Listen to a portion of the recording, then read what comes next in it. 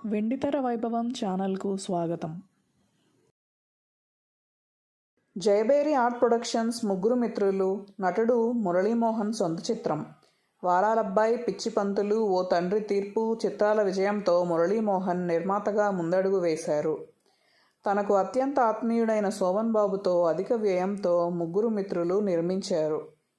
ఈ చిత్రంలో శోభన్ బాబు, మురళీమోహన్, చంద్రమోహన్ ముఖ్య పాత్రలు ధరించారు. సుహాసిని, సుమలత, తులసి కథానాయికలు. రాజాచంద్ర దర్శకుడు.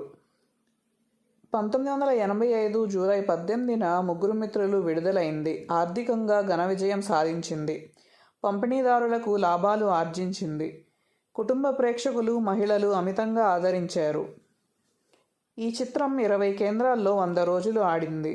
అయితే వాటిల్లో షిఫ్టింగ్ థియేటర్లు, మధ్యాహ్నం ఆటల థియేటర్లు అధికంగా ఉన్నాయి. 1983లో స్లాబ్ విధానం అమల్లోకి వచ్చింది.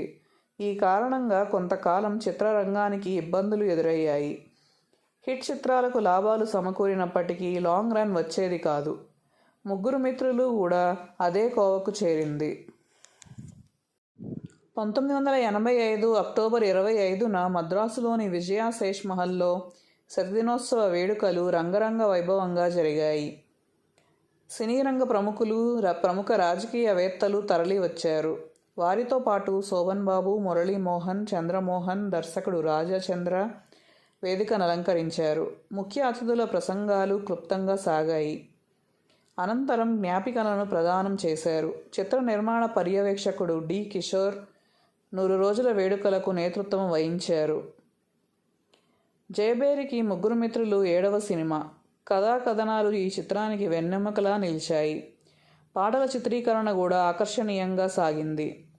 ముగ్గురు మిత్రులు చిత్రంలో శోభన్ బాబు డాక్టర్గాను, మురళీమోహన్ పోలీసు అధికారిగాను, చంద్రమోహన్ న్యాయవాదిగాను కనిపిస్తారు. ఈ చిత్రంలో సుహాసిని, సుమలత, తులసి, అన్నపూర్ణ, గిరిబాబు, సత్యనారాయణ, నూతన్ ప్రసాద్, ప్రసాద్ బాబు, అనిత, ఆనందమోహన్, ఈశ్వరరావు, పీజే శర్మ, చిట్టిబాబు, మిఠాయి చిట్టి, చలపతిరావు, మోదుకూరి సత్యం తదితరులు నటించారు. సంభాషణలు గణేష్ పాత్రో, సంగీతం చక్రవర్తి, కళ హరి, కూర్పు డి. రాజగోపాల్. పాటల రచన వేటూరి సుందరరామ్మూర్తి.